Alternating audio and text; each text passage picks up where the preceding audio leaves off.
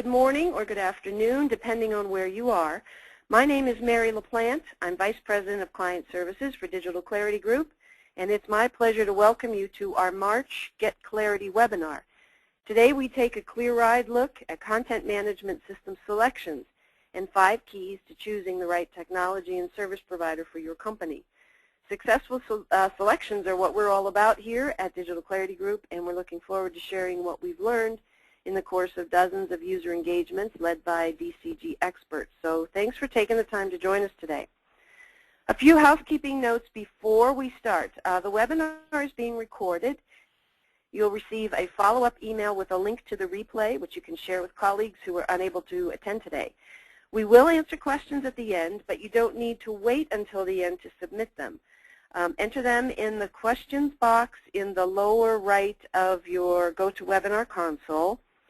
And before we close, we'll provide pointers to additional resources as well as contact information for the DCG team delivering the session today. Selecting the one true CMS for your organization can be a daunting endeavor, like looking for a needle in a haystack. It's easy to tell the difference between a needle and a single blade or piece of hay. They're clearly distinguishable to the human eye when we look at them side by side. So choosing the needle from among 1 or 6 or a dozen blades of hay isn't much of a problem at all. It's when we're trying to find it within a relatively enormous pile that the task becomes challenging. No matter how you stack them, the huge number and variety of content management tools, systems, platforms, technologies, delivery models makes for a very complex market. There are hundreds of products, if not thousands, and many dozens of service providers to implement them. So how do you go about finding your needle in these piles of options? Establishing a selection program, devising a selection strategy, organizing a selection team, gathering selection requirements. These and similar activities are critically important before you ever take to the field and start sifting through the options, before you take your first look at potential solutions. In theory, and just to stretch our analogy a bit, you could use a magnet to draw that slim piece of metal out from a pile of hay, assuming the pile was small and the magnet was powerful. In our webinar today, we're actually focused on the magnet, not on whittling down the haystack. We're not talking about the selection process itself. That's another webinar that we'll be doing in the future. Our goal today is to show you how to power up your own magnet by putting your organization in a position to succeed with its selection initiatives. We'll look at 5 key factors that will help your company chart a path to choosing a CMS, service provider, and technologies that will deliver value to your organizations. The insights that we're sharing are based on our experiences leading global 2,000 companies, not-for-profits, government agencies, and institutions of higher education through selections large and small. In many cases, we have engaged at the very beginning of the process and worked with our client from start to finish, from needs identification to proof of concept. For some clients, we've just focused on a critical aspect of selection, like capturing vision for next-generation digital presence, or vetting a short list of WCM vendors, or identifying an agency with specialized skills for specialized requirements. In the course of these engagements, our team has learned how to recognize a company that's really ready and able to find, acquire, and implement solutions that will impact their company's business in positive ways. And as we walk through the 5 keys to success today, we'll share some of our real-world examples, both good and bad. Our expert in selection program success is my colleague, Cathy McKnight. Cathy leads Digital Clarity Group's user consulting practice area and is directly involved in all of our selection engagements. I'm going to stop talking and let her introduce herself here. Hi, Mary. Thanks. And good morning, good afternoon, everyone. As Mary said, my name is Cathy McKnight, and I am one of the founding partners with Digital Clarity Group. We've been around for a couple of years now. As principal analyst, I cover various components and areas within the WCM world and online technology world, so web content management, marketing automation, platforms, as well as a smarter workforce. I've spent a large amount of time working with companies, big and small, on intranet solutions. So I've got a consulting experience background from very big, IBM, to relatively small with Prescient Digital Media, and lots in between. A little bit about me personally, runner, gardener, and mom to 4, 2 two-leggers and 2 four-leggers, and travel, love working with the clients, and currently actually at the Adobe Summit in Salt Lake City, where it's considerably warmer than it is at home where I live in Toronto. Thanks, Cathy. Here's a quick look at our agenda today. We're going to start with some context, highlighting 3 common characteristics of the selection engagements that we're undertaking with clients. Then we'll walk through the 5 keys to successful selection, defining each and highlighting its impact. We'll leave you with some advice on using the 5 keys to assess your own company's readiness for a selection initiative, and we'll address any questions at the end. But again, you don't need to wait till the end to submit them. Use the question box on your GoToWebinar console to do that. For those of you who might not be familiar with Digital Clarity Group, we are a research-based advisory firm. We're focused on the technologies and practices that drive customer experience management in the digital age. Our clients are enterprise adopters, technology suppliers, and service providers who build and deploy solutions for customer experience management and web content management. We conduct and publish research, offer consulting services, and are recognized thought leaders in the markets that we cover. To set the stage for our discussion of the 5 keys and how they impact selection, Cathy and I thought we'd just take a few minutes to share 3 of the key characteristics of the engagements that we've been involved in recently. These engagements show that by nature and scope, technology and service provider selections are expanding their footprint within an organization. And this has significant implications for factors like business alignment and constituent involvement, which we'll discuss a little later in the webinar. So Cathy, I think the first characteristic of the projects that are coming into us really are that they're about B to just about any, right? Yeah, absolutely, Mary. So from that perspective, you know, it's B2C, so you see all the acronyms up there, and that's one thing. When you start looking at technology, there's acronyms everywhere. So there's B2B, B2S, B2G, so business to business, business to consumer, business to constituent, and even business to employee when you start looking at internal environments. It really doesn't matter who your target audience is that you are looking to create an experience for. The process for selecting the appropriate technology and the right fit service provider partner remains the same, and it's equally important. So regardless of whether it's an outward-facing e-commerce site or an internally accessed intranet, you know, the 5 keys that we're going to explore are equally as pertinent. Great. And then the next defining characteristic actually goes to one of our core principles at DCG. Yeah, absolutely. Thanks, Mike. If you can keep turning the slides, that would be great. Technology alone isn't a solution. There's 3 I's to any software solution: implementation, integration, and incorporation. And software is part of a solution only when it has been implemented, integrated, and incorporated into a well-conceived process that supports business goals, such as customer experience management, which Digital Clarity Group is all about. And this is true of any technology, not just web content management systems. So technology platforms are a tool, and they're just part of a solution. They're not the solution, and that's one of the challenges people face in their mindset.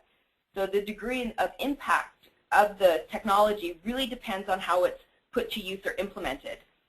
But software isn't the tool until it's installed and implemented into its operating environment. So, you know, when we first started using content management systems, they were really standalone applications because organizations didn't really consider websites to be an important part of their core business.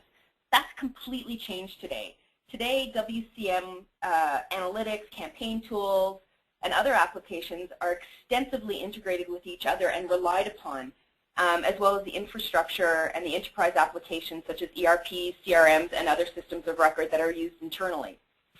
And for the platform to have the impact that it needs, and really that you want from an ROI perspective, it really needs to be incorporated into the ongoing and optimization of processes that it's associated with. You know, from the point that it goes live, and there's no end. It's not even a beginning to the end. It's more of a first part of an ongoing and evolving journey. Mm-hmm. One of the points we made in our webinar, in our Get Clarity webinar in January, is that services have to be provided by somebody, whether it's an in-house organization or a partner. So the point that technology isn't a solution until it's made to all work together, I think, is an important one to make. Yeah. And then the third characteristic then just speaks to something you just talked about, Cathy. It's the scope of the engagements we've been involved in are really much broader than just a CMS system anymore. Yeah, absolutely. So, the more software you need or use, the less important it actually becomes to the overall success. So you're seeing here, and this is just a snapshot. This doesn't even begin to cover the types of technologies that are out there and that could be used. And of course, there's this consolidation phenomenon that's going on from a web technology perspective where, one company's buying up another and they're merging and whatnot.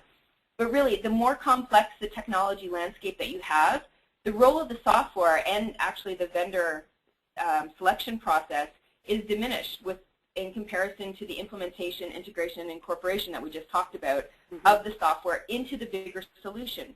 Keeping in mind, technology is not the solution. It's only part of the piece. It's a piece of the puzzle. And it's really important, and it becomes more important in finding a partner that can help you and guide you through that journey and putting all those puzzle pieces together than it is on the actual single piece of technology being considered.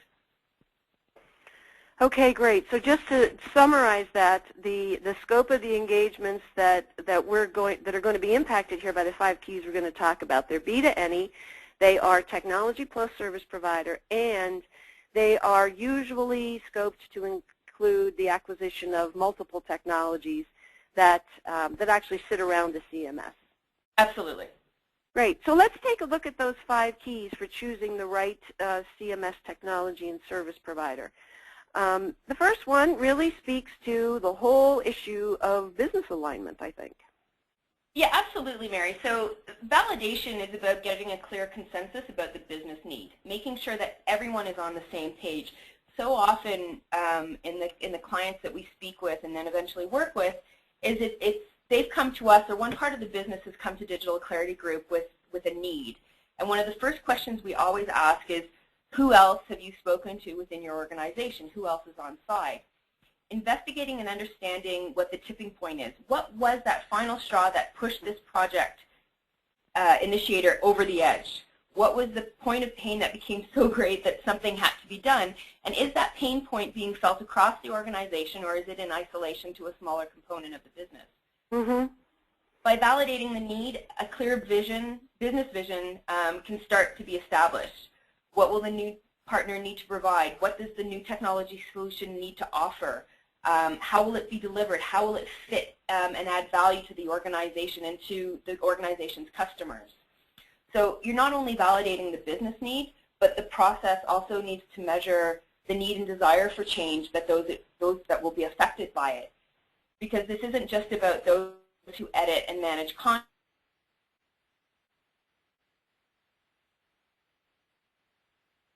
Development or product company, it impacts administration and operation, all of those things. And from an internal perspective, there's multiple stakeholders as well. You've got the entire organization if it's an intranet that you're looking to facilitate through new technology and a service provider.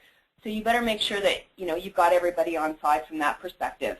And you need to be willing to test the assumptions. So it may be validated, but you may find that there's a different approach that needs to be taken. But that's the whole point to the validation, is making sure that the step forward that you make towards the decision and the solution is the right one and not one being based in isolation or in a silo.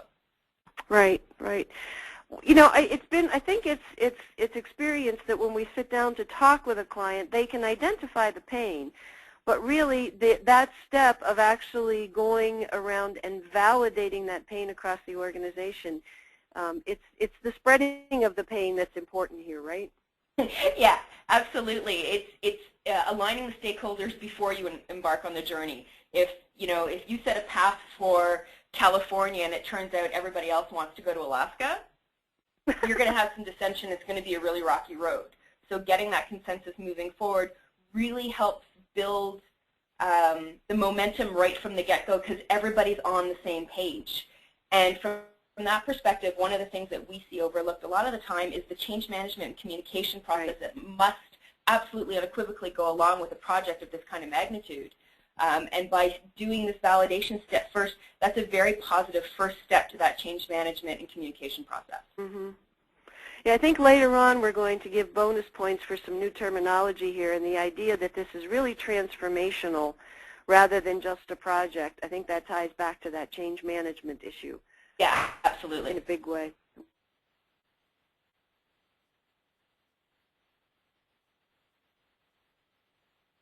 Giving voice to everybody in the organization who's got a stake in the outcome. Well, we want to go back to key number 2. Yep. There we go. Sorry. Technology challenges.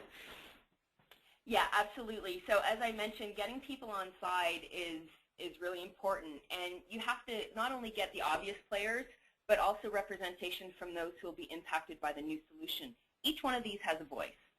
And it varies by organization. It's not always marketing, or IT. Sometimes it's sales, ops, R&D, HR, internal communications if it's an intranet, and HR actually when it's an external site as well. That's one of the groups that's overlooked because, again, a lot of companies use their external website as a recruitment tool. So it's important to talk to HR.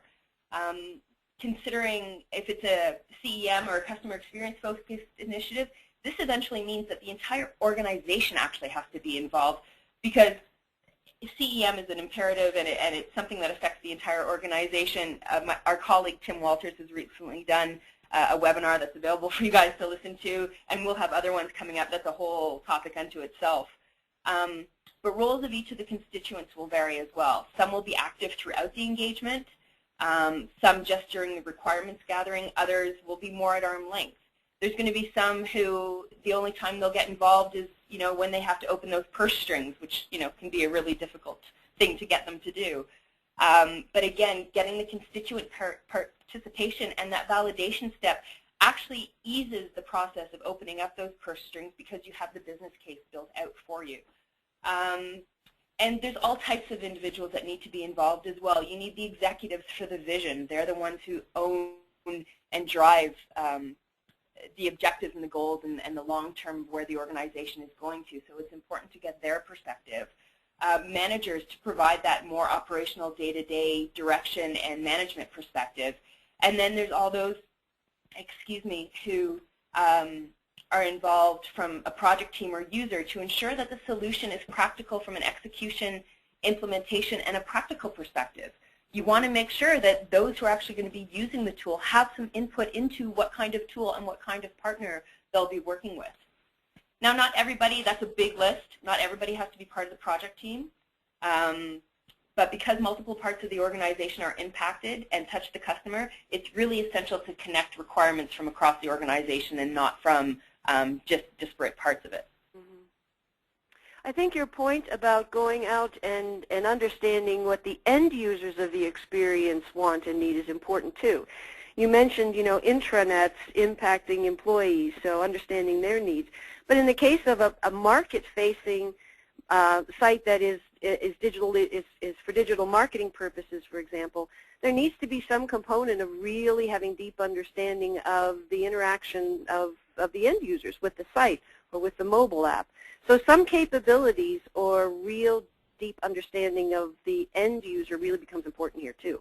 Oh, absolutely, and that's why different parts of the business will own different end user subsets. Yeah. So that's why it's one of the reasons it's so important to reach out, and also bringing the right people involved at the right time to get their buy-in is also important, and keeping their interest in mind when you engage them. So you don't want to start asking someone too early in the process so that then there's going to be this huge long lag, but you don't also want to bring them late to the game so that direction and steps forward have already been made that may not align with what they're looking to achieve. Right. And so you started talking a little bit about requirements, and so we actually have two factors here that are related to requirements. The first really is the broad-based being thorough about that process. We've just talked about the constituents who are involved, so that sort of implies some thoroughness to that process. Absolutely. So getting the stakeholders, as we talked about on site, is the first step to the successful requirements gathering.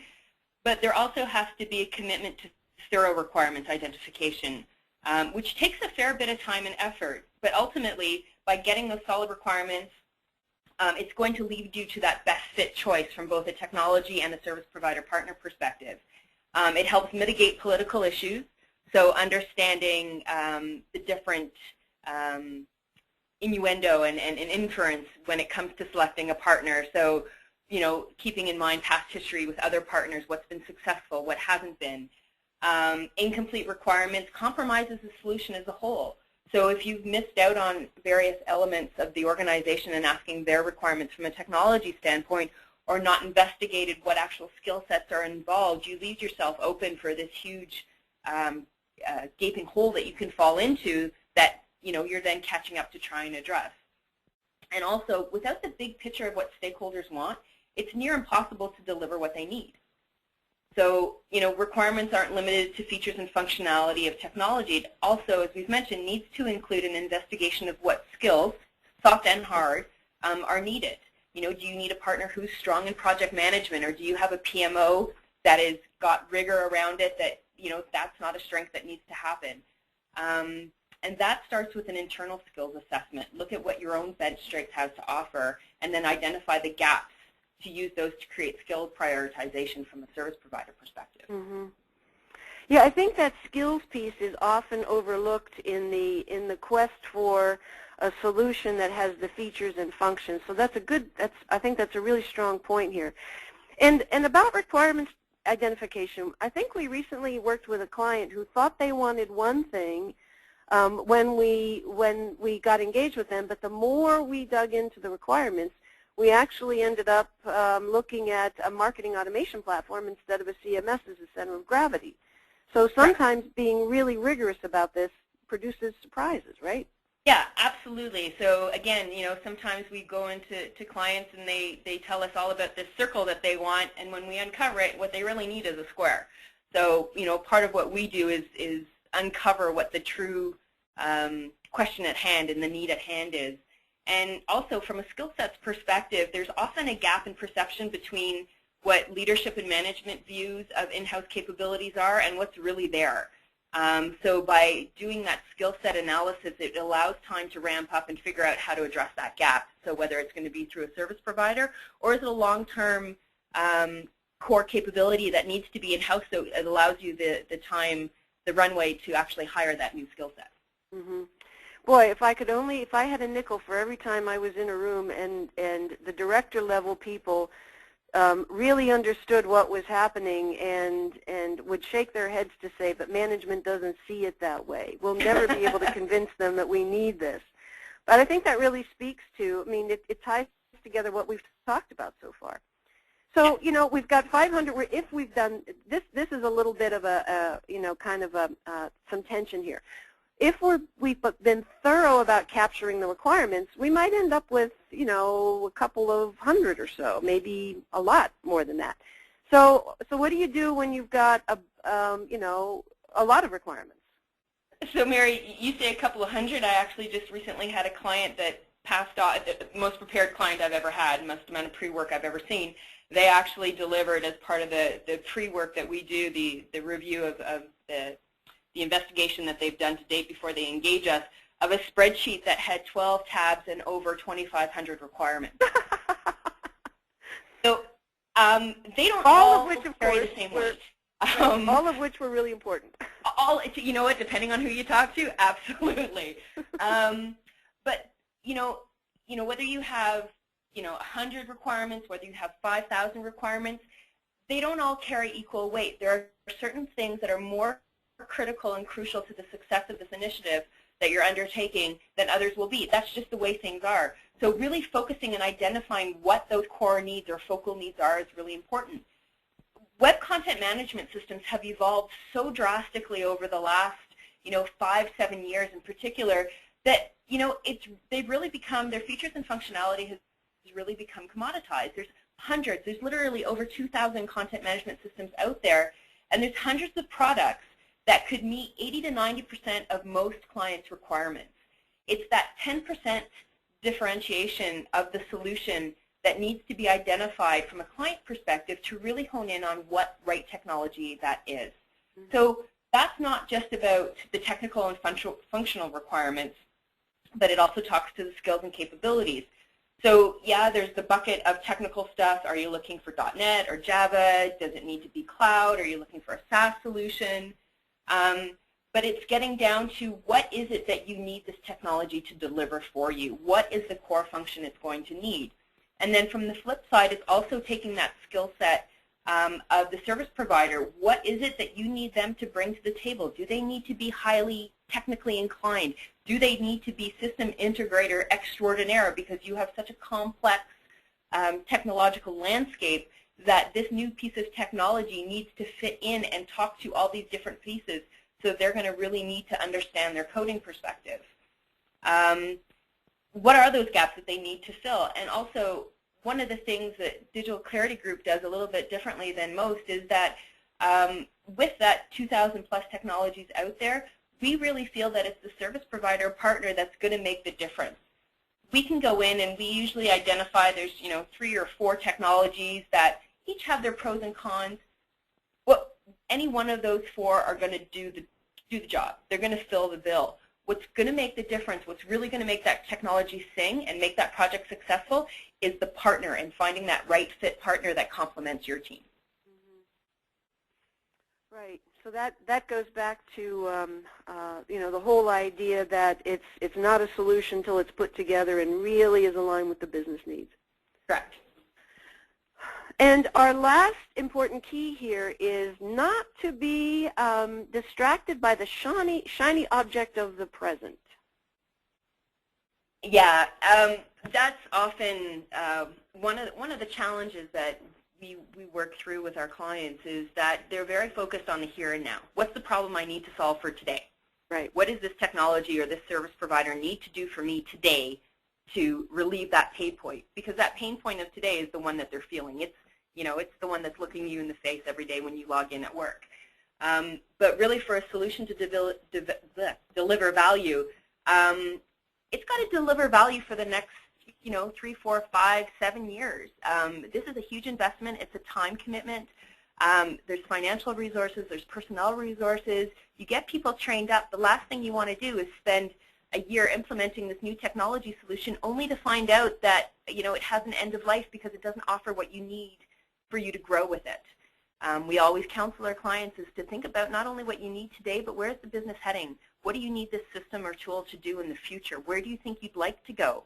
It's like building a house. If you know that you have, it's just 2 of you at the outset, but that you're going to, adopt 12 kids and have, 14 dogs and 6 cats and some chickens, you better build the foundation to accommodate that, or you're going to find yourself outgrowing that house pretty quickly. And the system also has to be sustainable. So thinking about not only your current situation, but where the company is evolving. Maybe to date you've done everything on-prem. Every system that you have is implemented internally, but your team, your CMO and CIO have decided that the cloud is the way to go and that's where you're moving to. So does it make sense to implement a new technology solution on-prem, or should you be looking at the cloud? Should you be looking at SaaS? Is that where you're going? Or is the company looking to downsize their technical team from a maintenance perspective so that you need to make sure that you're in an environment that's being supported externally? So really keeping an eye to the future is important. Mm-hmm. I think one of the things the slide reinforces for me is that sometimes vision is pushed off into something that, the board of directors writes about for the annual report, so to speak. But what we're really talking about here is having the whole roadmap in mind, not just the first mile of the journey. You really need to look down that path. So that road mapping exercise really becomes an important part of building a relationship with the technology vendor as well as your service provider. Yeah, this is really a long-haul journey, not a short trip.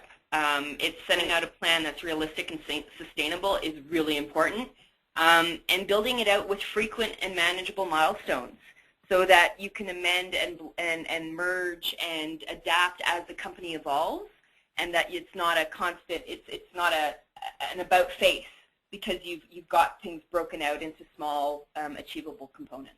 Right. And I think you mentioned, too, the importance of when we go on site, we try to have an initial conversation with the most senior executive who will sit down and talk with us, because the work, the selection work, choosing the technology and the service provider, all has to align with that vision. Where's the company going? So that executive level conversation is an important part of our process, too. Yeah, absolutely. All right, so we have a bonus key here. We promised 5 keys in the title of our webinar, but there's really something else that we really want to reinforce here, and it has to do with mindset about selection processes. And Cathy and I are both big fans of Dilbert, so we snuck in a second cartoon here. Yeah, thank you, Mary. You know, another thing that I go into clients with is again, this whole concept of it being a journey.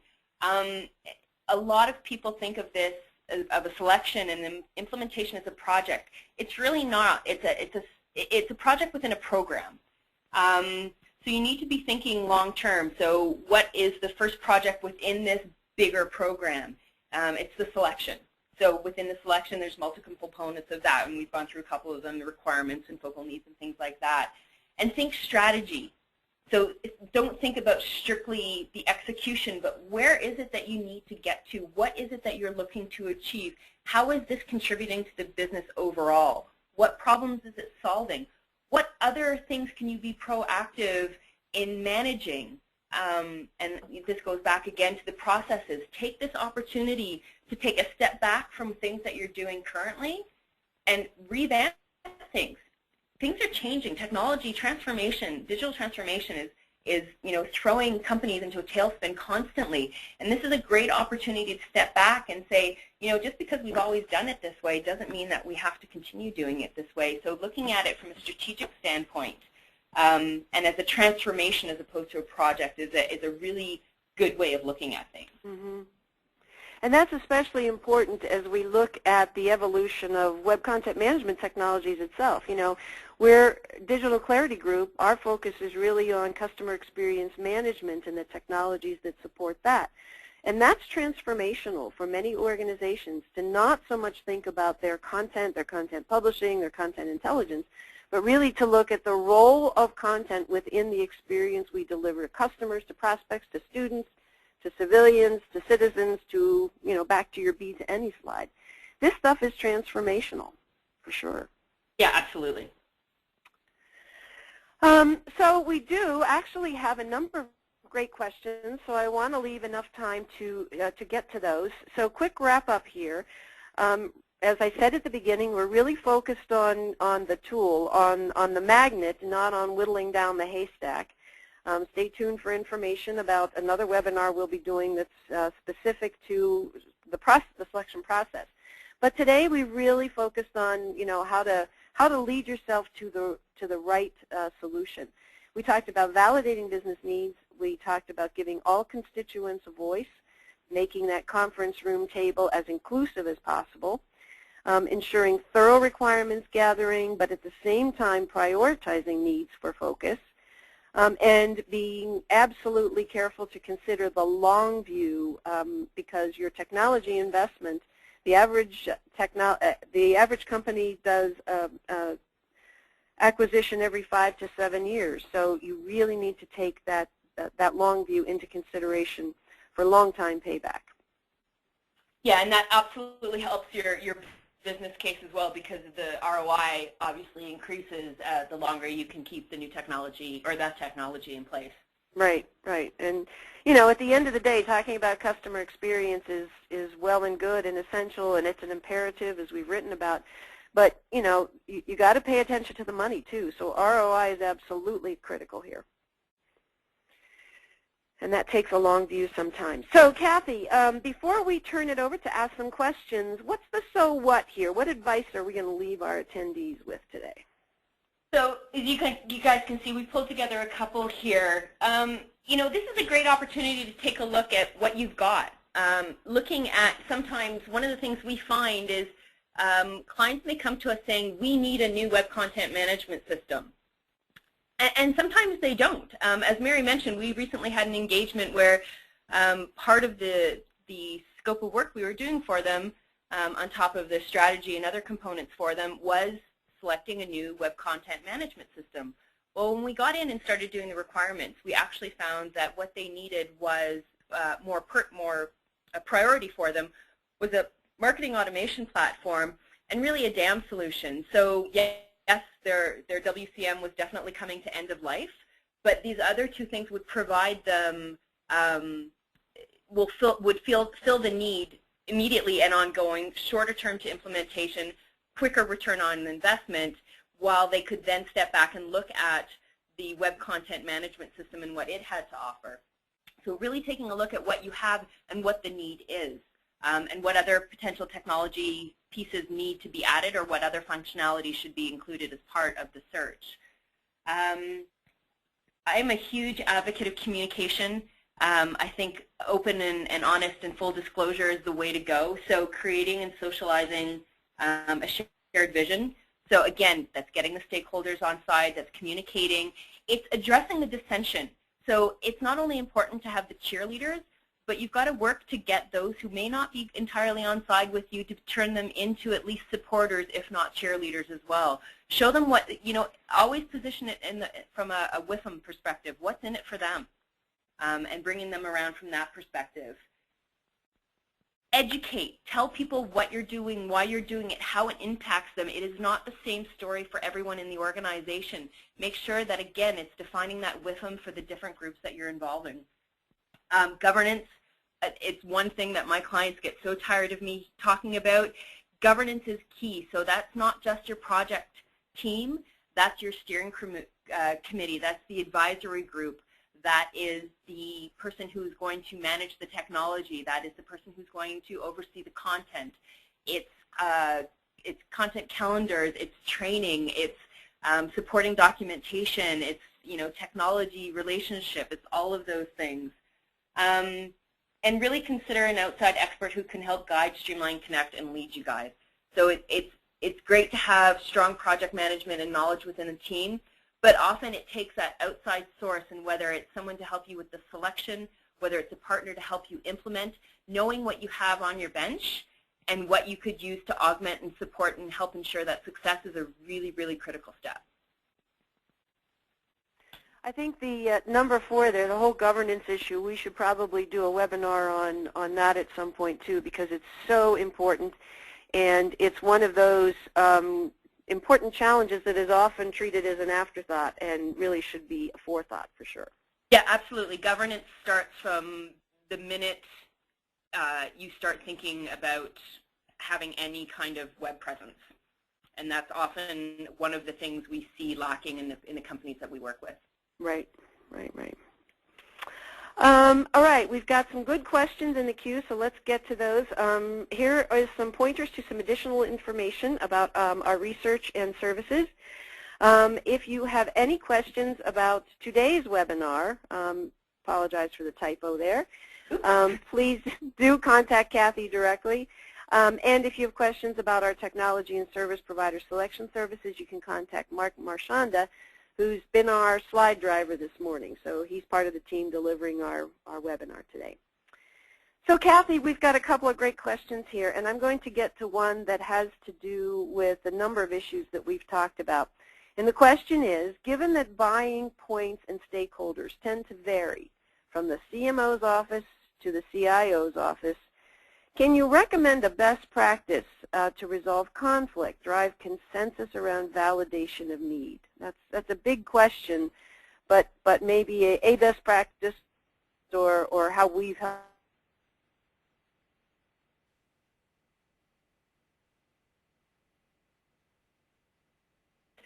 We're seeing a shift in that. We're seeing them come together and work together more often, not all the time. I mean, I'm not saying they're out doing, going out golfing or anything, but certainly that symbiotic relationship is coming back into play. And one of the things that we do, and I have heard over and over how much it helps, is running a workshop. So it's having a session with the technology side of the house as well as the marketing side of the house and other stakeholders to get people on side with what it really means to move forward in this kind of direction and this type of selection. So, you know, what is, if it's customer experience that you're looking at, what is customer experience? What does it mean? How do each of the factors play into them, giving them a role and responsibility and not pitting one against the other. So really creating a cohesive team approach as opposed to this is what I'm going to do, either get on side or stand to the side. Mm-hmm. That workshop idea is a great one. I know we deliver them throughout an engagement, selection engagement, you know, for that very reason. Let's bring everybody together, reset switches if we need to, but also lay out an agenda that everybody buys into. Yeah, and it's also, Mary, we found too, is one of those things where customers sometimes who aren't quite ready to move into that selection process, by doing a one-day working session with us, so, you know, doing a workshop with the bigger team and then doing some one-off sort of strategic discussion planning perspective, really hones in as to whether or not doing a selection is the right thing at that time. Yeah, good point. We have another question. We have a couple of questions here swirling around requirements. Let's start with this one. With technology changing so fast and our dependencies on other technologies, how do we stay agile and flexible and not lock into requirements that address only what we know today? Oh, great question. So that's where it's important to get those visionaries involved. So, of course, surfacing the pain points of today and why you're engaging into a selection are pretty easy, but doing a visioning exercise. So where is it that you want to be? What do you want to be able to do for the constituents at hand? So from an external perspective, are you moving into e-commerce? So is that a new area of expertise that needs to be included in technology capabilities that needs to be provided in the new system? If it's an intranet, what are employees asking for? What are they complaining about? What is it that you're going to be able to provide to them that will allow them to engage further with the organization and feel a part of the solution that they're delivering overall? So it's really, you know, looking not only to, you know, what's spurred on, what's that pain point, that last straw that broke the camel's back, so to speak, but engaging those visionaries and asking the question, where do we want to be in 6 months, in a year, 18 months? It's kind of hard from a technology standpoint to plan much more than 18 months because things are changing so quickly. But I can guarantee you those in your organization who have a vision, short and longer term, and tapping into that will allow you to shape the requirements. And you know, you bring up a good point about the 18-month horizon. You know, none of us have crystal balls. Life would be so much easier if we did. But I think that also speaks to really asking the vendors, the technology vendors and the service providers, about their direction.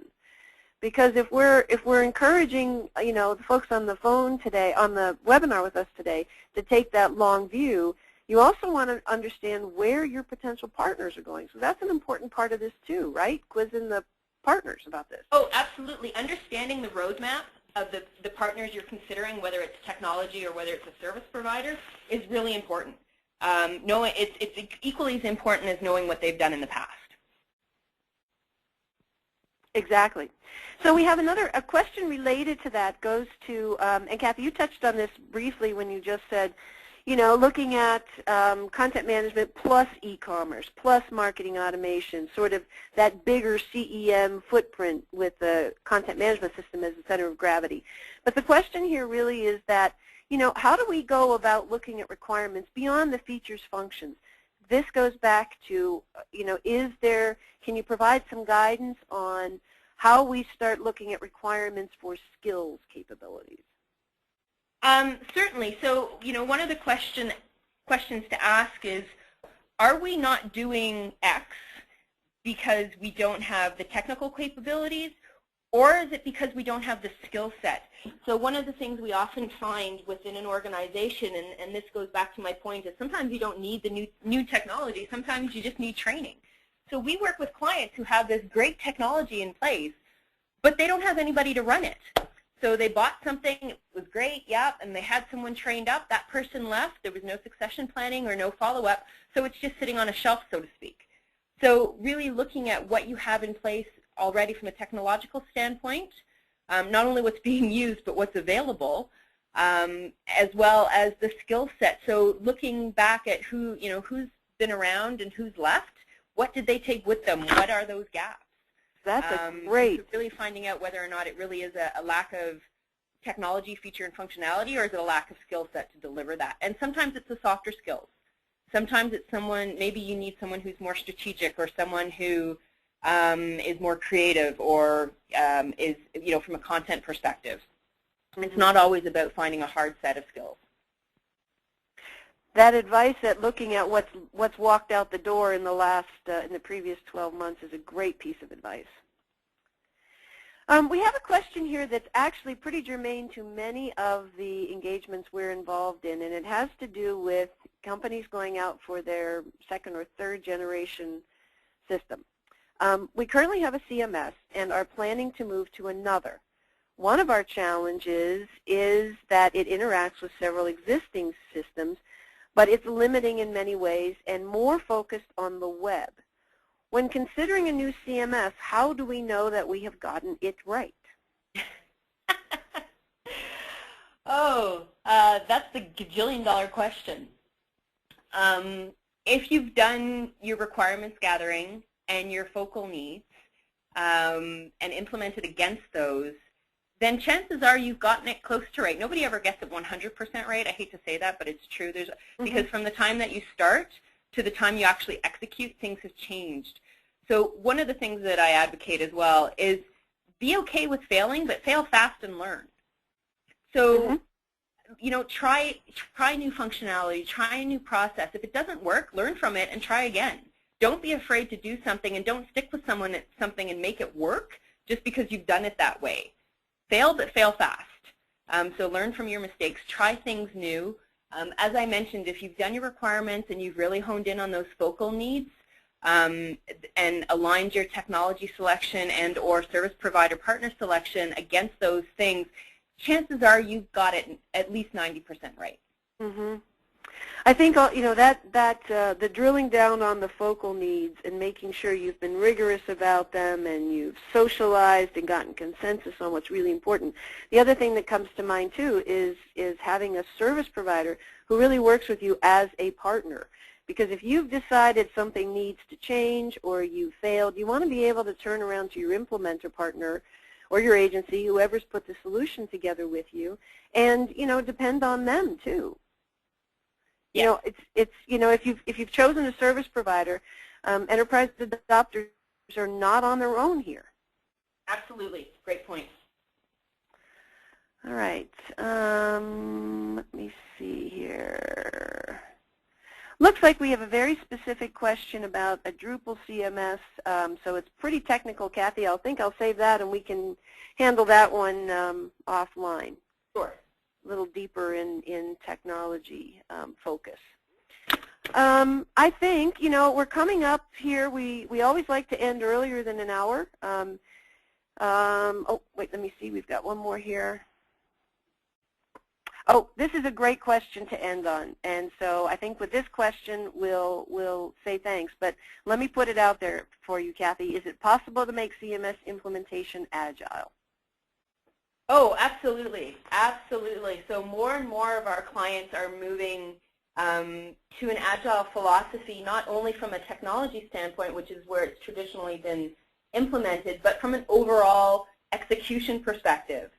So, it's the sprints, it's the daily catch-ups, it's knowing where people are, it's having the updates. Absolutely unequivocally, my personal preference is an agile. I work in both, I've done both.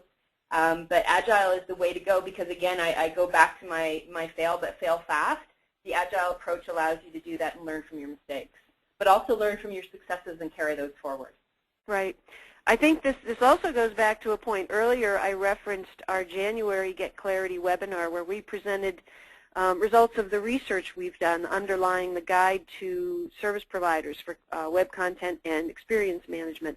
And one of the key points emerging from the research is that most of the service providers are also really shifting towards agile development processes when they're working with their clients. So to to add to the response to the person who asked the question, this is something you really want to make sure that your service providers, your chosen service providers, that they're well versed in Agile development also, because they're going to be with you throughout this journey.